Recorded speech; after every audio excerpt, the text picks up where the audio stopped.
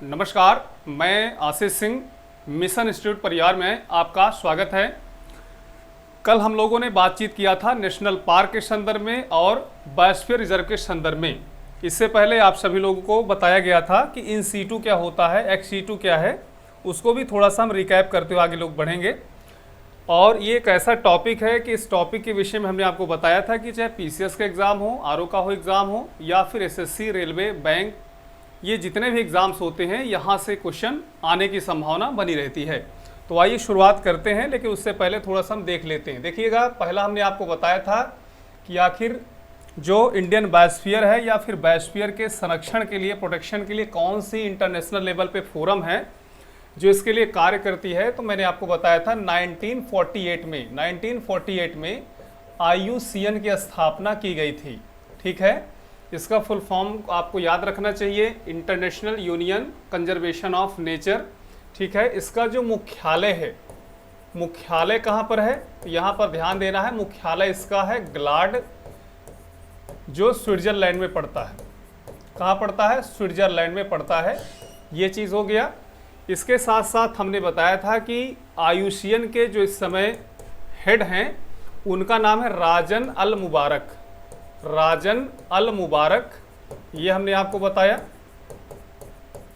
इसके बाद देखिए, हमने बातचीत किया इन सीटू और एक्स सीटू के विषय में, इन सीटू और एक्स सीटू के विषय में।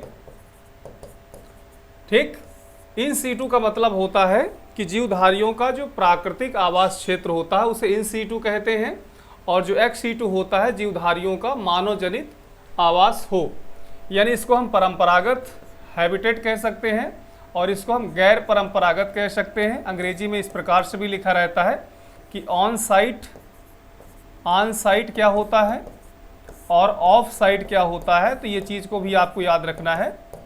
ठीक है, तो एक बार इसको फिर से समझने का प्रयास करिए। इन सीटू जो होता है जीवधारियों का प्राकृतिक या परंपरागत आवास क्षेत्र होता है, और जीवधारियों का जो गैर परंपरागत हो, मानव जनित हो, उसको हम एक्स सीटू कहते हैं।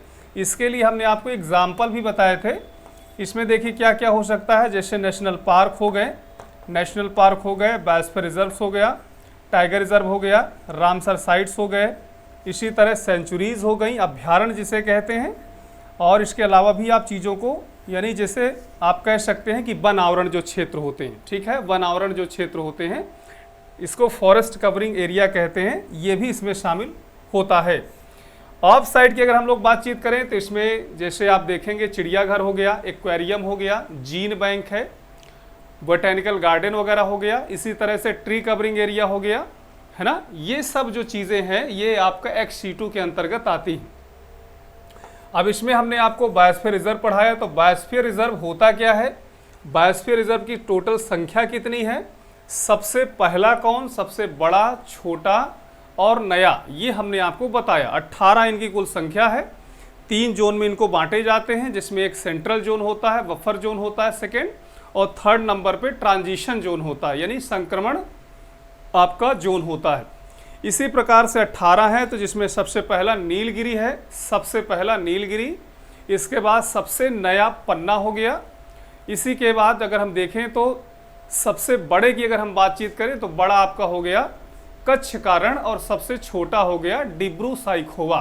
ठीक है, 18 के 18 हमने आपको बताने का कार्य किया है, और इसमें हमने ये भी बताया कि कौन सा बायोस्फीयर रिजर्व किस राज्य में स्थित है, ये भी हमने आपको क्लियर कर दिया था।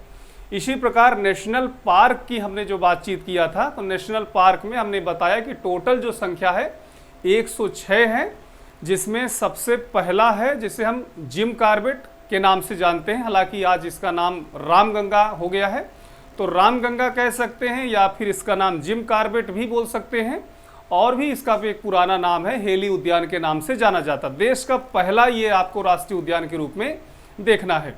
इसी प्रकार सबसे नया, तो देखिए सबसे नया में जो है क्या है, दिहांग पटकई है और रायमोना है। एक्चुअली क्या है कि एक ही दिन में ये घोषित किए गए थे, तो आप सबसे नए में इनको लेटेस्ट में रख सकते हैं। क्या नाम है, दिहांग पटकई और रायमोना, ये हमने आपको बताया असम में स्थित है। इसी प्रकार सबसे बड़े की अगर बातचीत करें तो हेमिसाई हो गया, जो लद्दाख में है, और हेमिश हाई के बाद सबसे छोटा की बातचीत करें तो साउथ बटन है जो अंडमान निकोबार में है। तो यहाँ तक बात कंप्लीट हो गई थी। अब आइए हम लोग बातचीत करते हैं टाइगर रिजर्व के विषय में। ठीक है, टाइगर रिजर्व ध्यान दीजिएगा, बहुत ही इंपॉर्टेंट है टाइगर रिजर्व।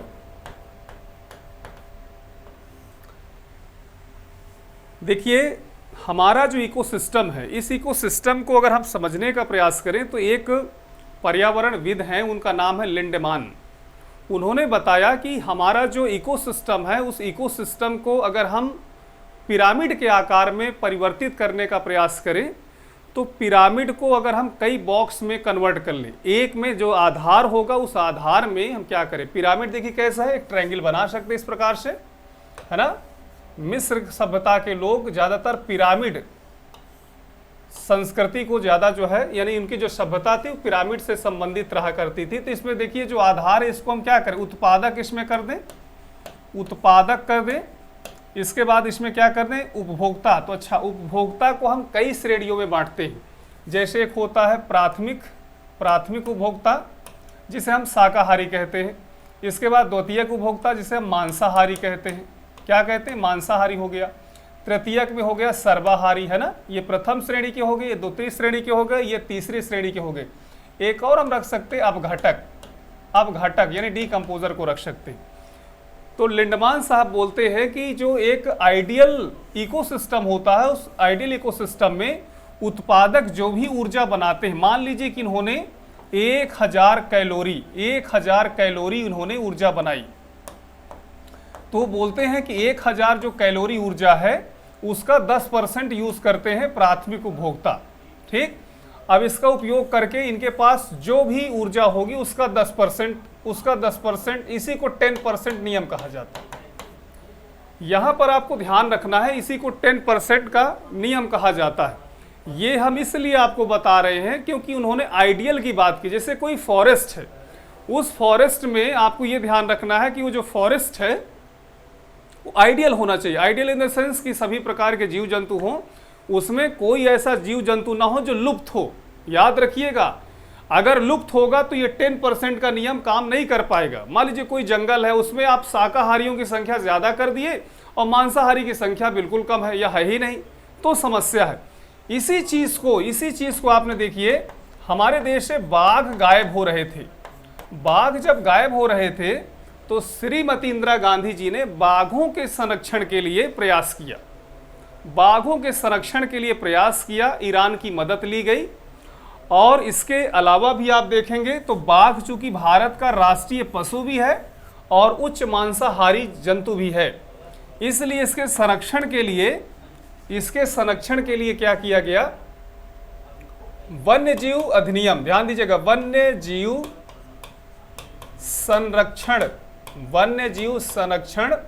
अधिनियम मीन्स होता है कानून, 1972 ईस्वी में लागू किया गया। ध्यान दीजिएगा सभी लोग, मिसेस गांधी के द्वारा, जो हमारे देश की पहली महिला प्रधानमंत्री थी, उनके द्वारा वन्य जीव संरक्षण अधिनियम 1972 लागू किया गया।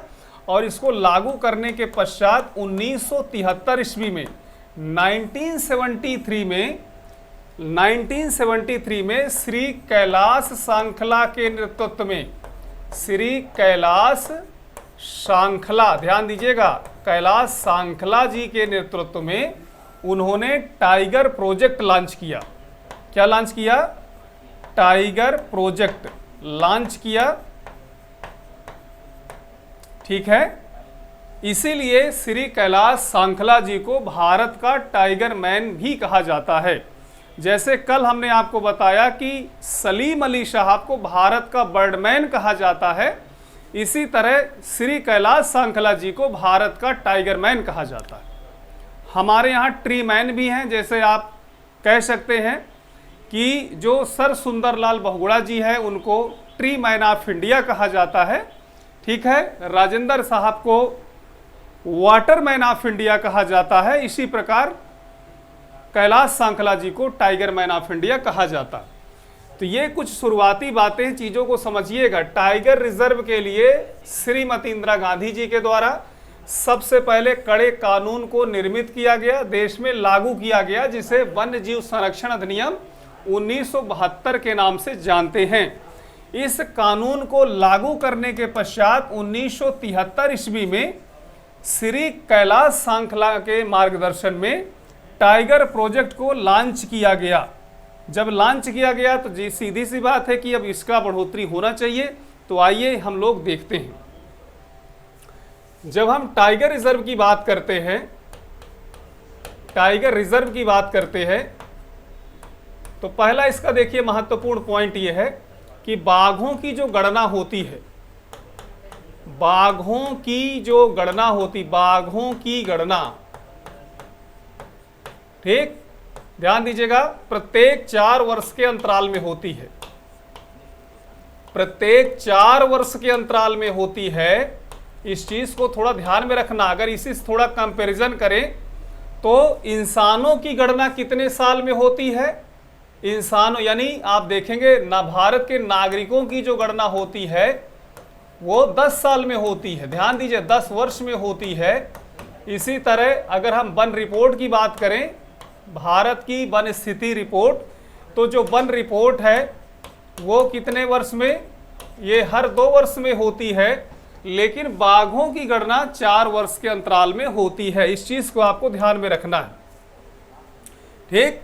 अब एक बात हम बोल रहे हैं, रूस में एक स्थान है सेंट पीटर्सबर्ग। क्या नाम है? Saint Petersburg.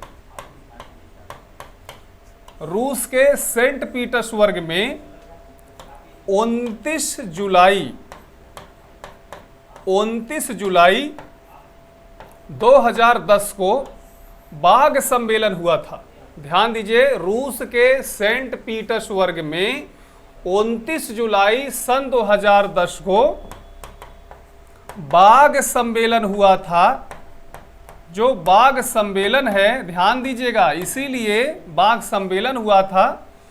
और उसी सम्मेलन में निर्धारित किया गया कि प्रत्येक वर्ष 29 जुलाई को, ध्यान दीजिए, प्रत्येक वर्ष 29 जुलाई को अंतरराष्ट्रीय बाघ दिवस मनाया जाए। तो ये एक महत्वपूर्ण फैक्ट आपके सामने आया। एक आया, ध्यान दीजिए, वाइल्ड लाइफ प्रोटेक्शन एक्ट 1972, एक आया टाइगर प्रोजेक्ट 1973, और एक आया इंटरनेशनल टाइगर डे, है ना, ये आया आपका 29 जुलाई एवरी ईयर, ठीक है। हालांकि ये सम्मेलन 29 जुलाई 2010 को रूस के सेंट पीटर्सबर्ग शहर में, ठीक है ना, इस सम्मेलन की शुरुआत की गई थी। इसके बाद ध्यान दीजिएगा, ये पॉइंट हो गया। अगले पॉइंट की अगर हम बातचीत करें, जो कि प्रत्येक 4 वर्ष में बाघों की गणना होती है, तो अगर हम 2018 वाला पहले अगर हम देखें, 2018 वाला अगर बाघ की गणना देखें, और इसके बाद फिर हम 2008, 4, 12, 24 वाला, है ना, तो यहां पर आपको समझना है कि 2018 की अगर बाघ गणना की बात करें, तो यहां पर आपको ये ध्यान देना है कि उस समय बाघों की संख्या 2967 थी। 2967 बाघों की गणना थी। याद रखिए, वो कुल संख्या थी, जो पूरे विश्व के कुल बाघों का 70% से अधिक। ध्यान दीजिए, ये जो संख्या है बाघों की 2967, ये पूरे विश्व के कुल देशों का, ध्यान दीजिए, पूरे विश्व के कुल देशों के बाघों का 70% से भी अधिक है। ये बात इंगित करती है, ये बात बताती है कि हमारे देश में बाघों की संख्या पर्याप्त है। यानी भारत शीर्ष बाघों वाला देश है। ये चीज हमने देखा। अब इसके बाद अगर इसमें हम 2-3 आंकड़े और लें कि आखिर शीर्ष बाघ वाले राज्य कौन से हैं, तो इसमें देखिए सबसे पहले नंबर आता था मध्य प्रदेश का। मध्य प्रदेश में बाघों की जो संख्या थी वो 526 थी। याद रखिए कितना था? 526 बाघ थे। और इसके बाद कर्नाटक का नंबर आता था। कर्नाटक में बाघों की संख्या 524 बाघ थे। इसके बाद उत्तराखंड की बात करते हैं। उत्तराखंड में 442 बाघ थे। ठीक, मध्य प्रदेश में बाघों की संख्या सबसे ज्यादा होने के कारण मध्य प्रदेश को बाघ स्टेट कहा जाता है या टाइगर स्टेट कहा जाता है, बाघ राज्य या टाइगर स्टेट कहा जाता है। ठीक है, मध्य प्रदेश में बाघों के प्रति जागरूकता लाने के लिए, जन जागरूकता लाने के लिए वहां की सरकार प्रत्येक वर्ष नवंबर माह में, प्रत्येक वर्ष नवंबर माह में मोंगली महोत्सव का आयोजन करती है। मोंगली, ध्यान दीजिए, मोंगली एक अच्छा कैरेक्टर है, आपने सुना होगा मोंगली कैरेक्टर के विषय में। तो मोंगली महोत्सव का आयोजन करती है, ध्यान दीजिएगा, ये चीज आपको याद रखना है। अब आइए थोड़ा मोंगली के विषय में बात कर लेते हैं। हमारे देश में कान्हा नेशनल पार्क है। कान्हा नेशनल पार्क पर आधारित रुडयार्ड किपलिंग साहब ने किताब लिखी। उस किताब का नाम है द जंगल बुक। क्या नाम है? द जंगल बुक नाम है। और इसी किताब के आधार पर एक फिल्म बनी, एनिमेशन, उस फिल्म का भी नाम द जंगल बुक है। किताब पढ़ने का समय आजकल युवाओं के पास कहाँ ज़्यादा रहता है, तो फिल्म ही अपना 3 घंटे 4 घंटे की देख के उसको फाइनल कर लिए। तो इसी तरह आप देखेंगे कि किसी इस प्रकार से उसमें मोंगली के विषय में बताया गया है कि मोंगली जंगली जीव जंतुओं के बीच में एक इंसानी बच्चा है, जिसमें मोंगली है, इसी तरह बगीरा है ना, शेर खान है, आपने नाम सुना होगा, है ना। इस प्रकार के कैरेक्टर हैं। तो अगर प्रश्न आ जाए कि द जंगल बुक किसकी रचना है, तो रुडयार्ड किपलिंग महोदय की रचना है। रुडयार्ड किपलिंग महोदय की रचना है, याद रखिएगा। हम तो बहुत जब छोटे थे, कक्षा 8 में 9 में पढ़ते थे, तो हमने जो है इनकी इस कहानी को पढ़ा था, रुडयार्ड किपलिंग के विषय में। अब जब शहर आए धीरे धीरे, तो फिर द जंगल बुक एक फिल्म बनी। अब तो फिल्म के माध्यम से भी इसको हम देख सकते हैं। उम्मीद करते हैं कि आप कह सकते हैं कि मध्य प्रदेश भारत का टाइगर स्टेट है। मध्य प्रदेश में मोंगली महोत्सव का आयोजन किया जाता है। द जंगल बुक आधारित है कान्हा नेशनल पार्क पर, जिसके रचनाकार हैं रुडयार्ड किपलिंग, और इस पर जो एनिमेशन फिल्म भी बनी, इसको भी आपको समझते रहना है। ठीक, इसके अलावा अगर हम बातचीत करें आगे, ध्यान दीजिएगा, आगे बातचीत करते हैं। अब देखिए, ये जो आपका गणना रहा वो तो ठीक है। अब नई जो गणना आई है उसमें देखिए बाघों की संख्या की बात करते हैं। वो तो पुरानी गणना रही, अब बाघों की संख्या की बात करते हैं, नई, है ना। तो इसमें देखिए कितनी हो गई, 3682 बाघ हो गए भाई। अब देखिए 2967 बाघ थे पहले, अब इनकी संख्या हो गई है 3682 बाघ हो गई है। इसका मतलब यह है कि अगर हम राज्य वाइज देखें तो मध्य प्रदेश में सबसे ज़्यादा बाघ हैं। पहले भी थे, अभी भी है, यानी लगभग आप देखेंगे तो 700, ध्यान दीजिए, 780 के आसपास यहाँ पर बाघ हैं मध्य प्रदेश में। इसी प्रकार से अगर हम देखें मध्य प्रदेश के अलावा कर्नाटक हो गया, और इसके बाद आप देखेंगे उत्तराखंड हो गया। तो ये आपका दूसरे नंबर पर आ गए। अगर ये 780 हैं तो यहाँ पर आप देखेंगे कि 660, 663 और 660, ये आप देखेंगे कि किस प्रकार से तीनों हैं। तो इन तीनों में आप सबसे ज़्यादा मध्य प्रदेश में ही आप देख सकते हैं। ठीक है, तो इस प्रकार से आप चीज़ों को समझ सकते हैं कि हमारे देश में जो बाघ हैं अभी भी इनकी संख्या बढ़ गई है। अब इसमें आप ऐसे कह सकते हैं कि वर्तमान जो गणना है बाघों की, इस वर्तमान गणना को अगर देखें तो भारत में विश्व के कुल बाघों का 80% बाघ यहाँ पर पाए जाते हैं। यानी गजब स्थिति, अच्छी स्थिति है बाघों के लिए। बाघों का एक प्राकृतिक घर के रूप में हमने भारत को बसाने का प्रयास किया। अब देखिए, हमारे देश में इंदिरा गांधी जी ने इस प्रकार से एक इनिशिएटिव लिया। तो हमारे देश के जो वर्तमान प्रधानमंत्री हैं, उनके द्वारा भी एक इनिशिएटिव लिया गया है। बाघ हमारे देश में पर्याप्त हैं, लेकिन चीतों की बड़ी भयावह कमी है। बाघ और चीता दोनों में थोड़ा सा अंतर देखो लो पहले। बाघ और चीता, जो बाघ होता है वो बहुत तेज धावक होता है, और चीता भी बहुत तेज दौड़ने वाला होता है। ये दोनों बहुत तेज दौड़ते हैं। बाघ जो है बहुत तेज दौड़ता है और चीता भी बहुत ज्यादा दौड़ता है, लेकिन दोनों में अंतर यह है कि ये लंबी दूरी का मैराथन धावक है बाघ, और जो चीता है वो स्प्रिंटर है, कम दूरी का मीटर वाला है, ये बड़े ज्यादा किलोमीटर वाला है। ये 10 किलोमीटर तक भी दौड़ा सकता है और ये 2 किलोमीटर के बाद थक जाता है ना। तो इस तरह चीजों को आप समझिए। बाघ की अपनी एक दहाड़ होती है, लेकिन चीता जो है बिल्ली की तरह बोलता है। तो इसकी संख्या हमारे देश में 0 हो गई थी।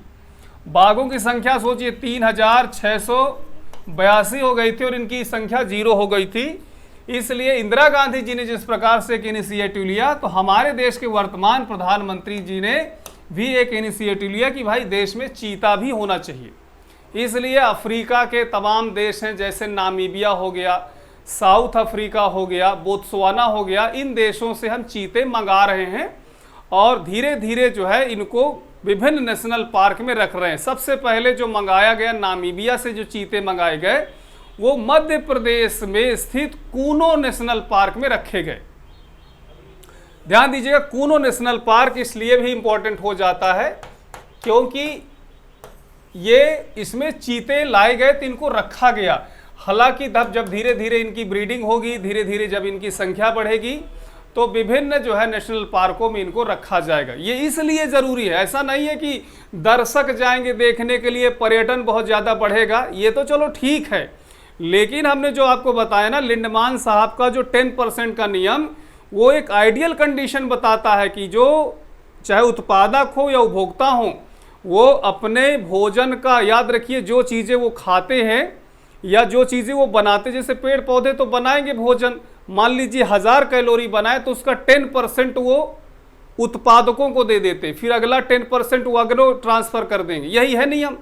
अब मान लीजिए हमने थोड़ी देर के लिए बताया कि अगर बाघ और चीता ना हो, बाघ चीता लायन जो है, जो टॉप कार्निवोरस होते, अगर ये ना हो तो शाकाहारी जीवधारियों की संख्या बढ़ जाएगी, वो 10% का नियम गड़बड़ा जाएगा।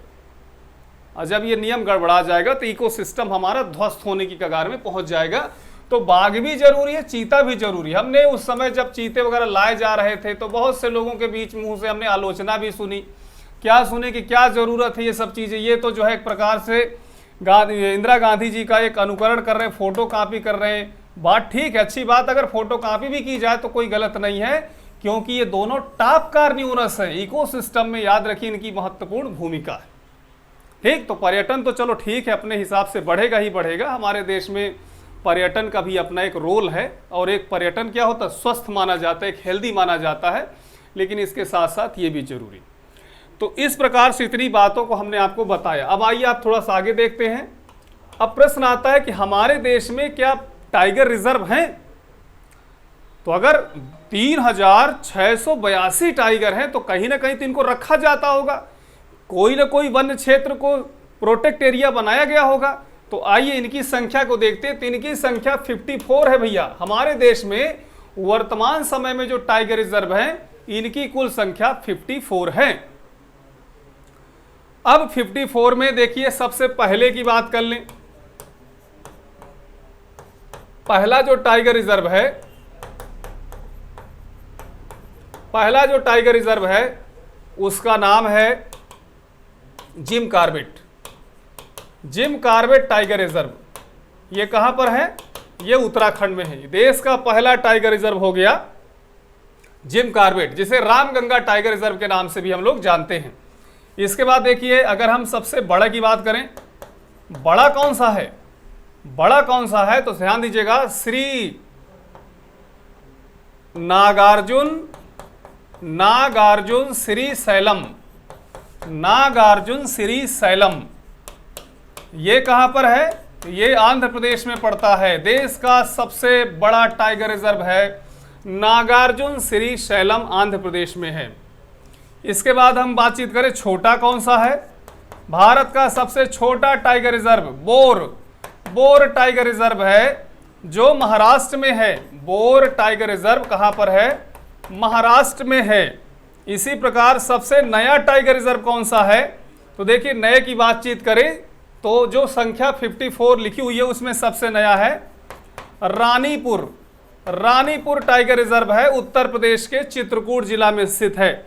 तो याद रखिए, पहला हो गया, बड़ा हो गया, छोटा हो गया, नया हो गया, और टोटल संख्या हो गई 54। ठीक, अब इसमें भी हम आपको कुछ नाम गिनाए दे रहे हैं, आप सभी लोग अच्छे से देख लीजिए, समझ लीजिए। जैसे जिम कॉर्बेट हमने आपको बता ही दिया है ना। तो इसके अलावा भी आइए देख लेते हैं। तो हम राजस्थान चलते हैं। तो राजस्थान में रणथंभौर का नाम सुने होंगे, सारिस्का का नाम सुने होंगे। मध्य प्रदेश में आते हैं तो आपने देखा होगा कि बांधवगढ़ है ना, कान्हा नेशनल पार्क है, सतपुड़ा है। ठीक, इसी प्रकार से आप देखेंगे पेंच है। ये सब मध्य प्रदेश के हो गए।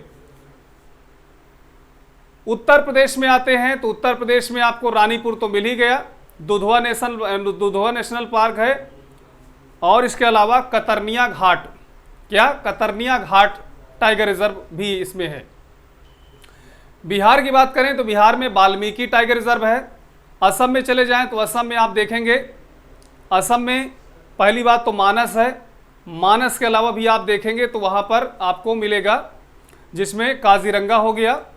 इसी प्रकार नामदफा आपका है अरुणाचल प्रदेश में, नामदफा टाइगर रिजर्व भारत का सबसे ऊंचा टाइगर रिजर्व माना जाता है, नामदफा। पश्चिम बंगाल में आएंगे तो आपको गोरुमारा मिलेगा और सुंदरबन टाइगर रिजर्व भी मिलेगा। सिमलीपाल भी आपको मिलेगा, कहाँ पर, उड़ीसा में मिलेगा। छत्तीसगढ़ में आपको इंद्रावती मिलेगा, कांगेर घाटी मिलेगा। इसी प्रकार से अगर हम कर्नाटक में चले जाएं तो बांदीपुर मिल जाएगा, नागरहोल मिल जाएगा, बांदीपुर मिलेगा, नागरहोल मिलेगा। पेरियार आपका मिलेगा केरल में। इसी तरह से सत्यामंगलम आपको मिलेगा तमिलनाडु में, है ना। सत्यामंगलम कहाँ पर मिलेगा, तमिलनाडु में। नागार्जुन श्री सैलम आपको मिलेगा आंध्र प्रदेश में।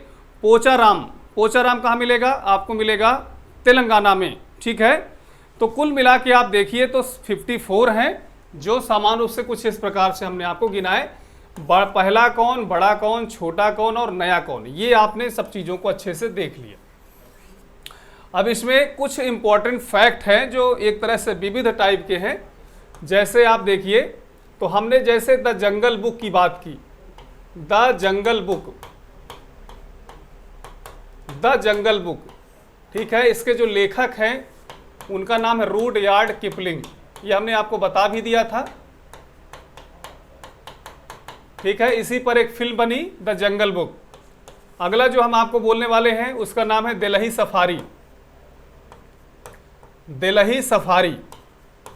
सफारी एनिमेशन फिल्म है। ठीक है, यूट्यूब पर ये उपस्थित है, मिल जाएगी। और ये जो फिल्म है ये बनाई गई संजय गांधी नेशनल पार्क पर आधारित है। संजय गांधी राष्ट्रीय उद्यान पर आधारित है। ये उद्यान आपका पड़ता है मुंबई में। ठीक है, मुंबई में स्थित है, यानी महाराष्ट्र में स्थित है। दिल्लही सफारी फिल्म संजय गांधी राष्ट्रीय उद्यान पर आधारित है। ठीक है, इसी प्रकार से हमने आपको बताया प्रवास किसकी रचना है, प्रवास सलीम अली साहब की रचना है। सलीम अली को भारत का बर्डमैन कहा जाता है। ठीक है, कैलाश सांखला जी से श्रीमती इंदिरा गांधी जी ने कहा कि हम आपको दायित्व सौंप रहे। कैलाश सांखला राजस्थान के रहने वाले हैं। श्रीमती इंदिरा गांधी जी ने एक रैली में बोला था कि हम राजस्थान की धरती से ही कैलाश जी को चुने हुए हैं कि आप टाइगर के बढ़ोतरी के लिए प्रयास कीजिए। ठीक, और जनता के सामने उन्होंने कहा कि कैलाश जी क्या इस जिम्मेदारी के निर्वहन के लिए आप तैयार हैं। तो कैलाश सांखला भी जो है हाजिर जवाबी व्यक्ति थे, उन्होंने भी खड़े होकर बोला, श्रीमती जी या प्रधानमंत्री जी, टाइगर अभी जिंदा है। ये स्टेटमेंट है, सोचो उनका, टाइगर अभी जिंदा है। इसका मतलब ये है कि उन्होंने या तो अपने आप को टाइगर बोला होगा, या तो जो टाइगर बेचारे बचे थे उनके लिए बोल दिया टाइगर अभी जिंदा। शायद उनकी रचना भी है, मैं बहुत कंफर्म नहीं हूं, लेकिन ये टाइगर जिंदा है, ये शायद उनकी रचना भी है। और इनके इस महत्वपूर्ण कार्य के लिए उन्हें पद्म श्री का अवार्ड भी दिया गया है। ठीक है, तो कैलाश सांखला जी को टाइगर रिजर्व, टाइगर मैन, और आप देखेंगे जो प्रवास है सलीम अली, वो बर्ड मैन ऑफ इंडिया के नाम से जाने जाते हैं। इसी प्रकार देखिए tree man of India, tree man sir Sundarlal Bahuguna ji हैं, जो उन्होंने चिपको आंदोलन की शुरुआत की थी टिहरी गढ़वाल वाले रीजन से, उत्तराखंड वाले से।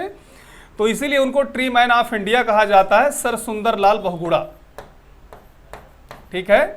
इसी तरह साउथ में भी इसी तरह के एक आंदोलन शुरू किया गया था जिसको कहा गया था आपिक्को आंदोलन। क्या कहा गया था? आपिक्को आंदोलन। ध्यान दीजिएगा, आपिक्को का मतलब ही होता है चिपको।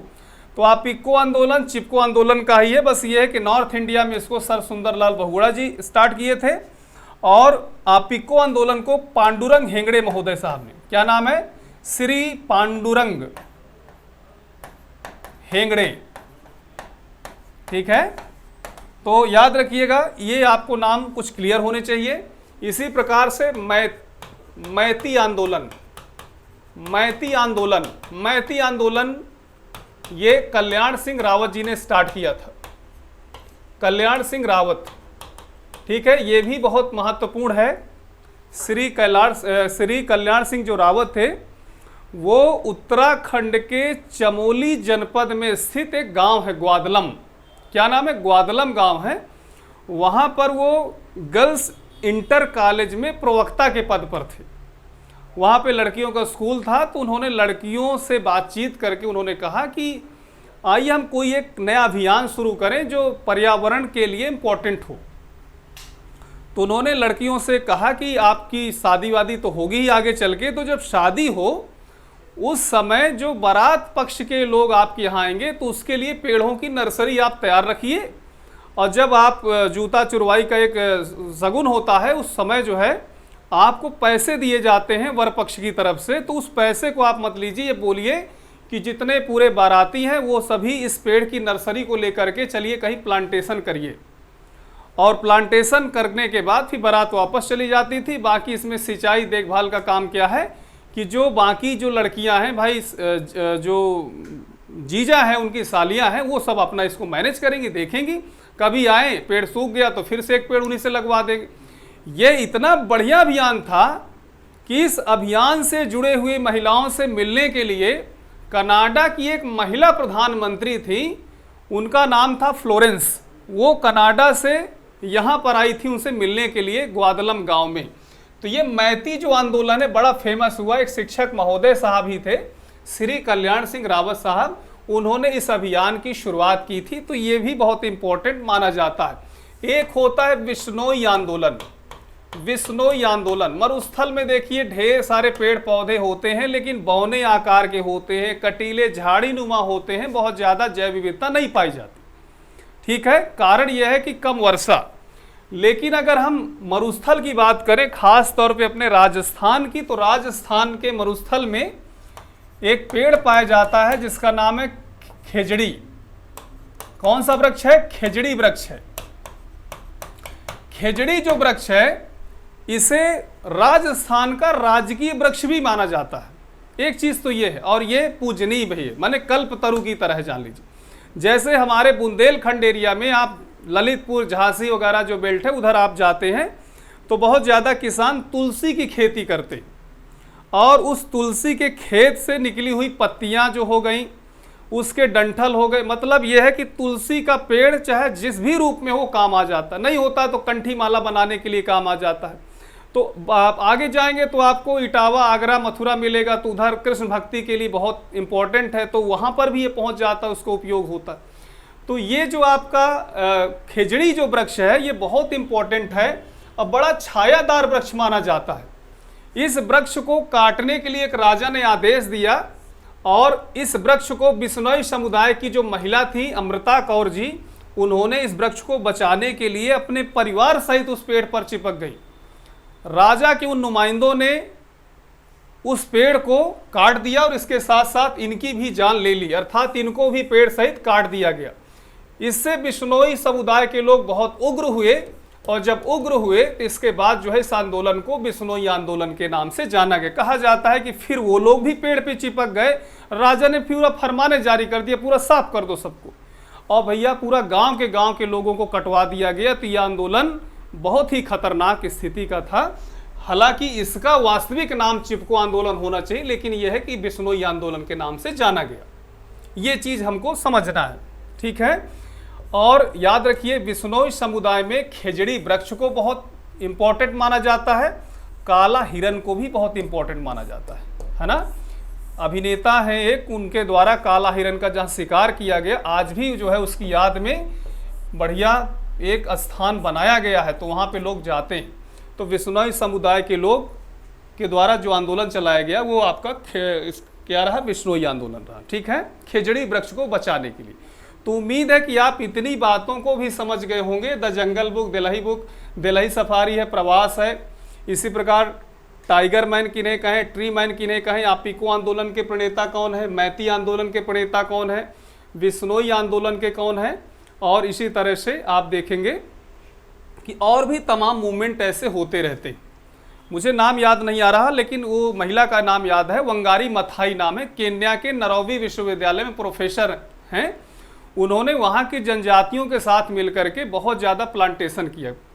केन्या में वैसे मरुस्थल नहीं होना चाहिए भाई, ज्योग्राफिकल कंडीशन के हिसाब से देखा जाए तो केन्या से होकर विषुवत रेखा गुजरती। विषुवत रेखा से जब आप उत्तर की ओर जाइए और दक्षिण की ओर जाइए, तो जब तक 20 डिग्री अक्षांश न मिले, क्योंकि दुनिया के जितने भी रेतीले मरुस्थल हैं वो 20 से 30 डिग्री अक्षांश के बीच में, लेकिन केन्या में इतना ज़्यादा डिफोरेस्टेशन हुआ कि उस डिफोरेस्टेशन को रोकने के लिए, फिर से प्लांटेशन करने के लिए वंगारी मथाई ने वहाँ के जनजातीय समूह, मसाई जनजाति पाई जाती है, उनके साथ मिलकर ढेर सारा वृक्षारोपण किया और इसके लिए उन्हें नोबेल पुरस्कार मिला। ठीक है, वहाँ की सरकार भी और अंतर्राष्ट्रीय संस्थाएं भी वहाँ पर समय समय पे बारिश के समय हवाई जहाज से जो है चारकोल पर लिपटा हुआ ढेर सारे बीज होते हैं उसको फेंक देते हैं। चारकोल में क्यों लपेटते हैं? क्योंकि जो है वो जो चारकोल होता है उसको जीव जंतु खाएंगे नहीं, और जैसे पानी के संपर्क में आएगा तो बीज वहाँ से जमना स्टार्ट हो गए, तो धीरे धीरे वहाँ पर पेड़ पौधे उगने भी स्टार्ट हो गए। तो ये एक छोटी सी इम्पोर्टेंट जानकारी। हालांकि वंगारी मथाई जी के उस अभियान का हमें नाम नहीं पता है, लेकिन वंगारी मथाई जी को केन्या के एक प्रोफेसर हैं, उनको नोबेल पुरस्कार मिला है। तो ये आज का पढ़ाई रहा। इस पढ़ाई को थोड़ा सा ये भी ध्यान में रखना है कि किताबों में भी मिल जाएगा, नहीं भी किताबों में मिलेगा तो भी हमने चीज़ों को आपको बताने का प्रयास किया। नेक्स्ट टाइम मिलते हैं, अपना ख्याल रखिए, पढ़ते लिखते रहिए। जय हिंद।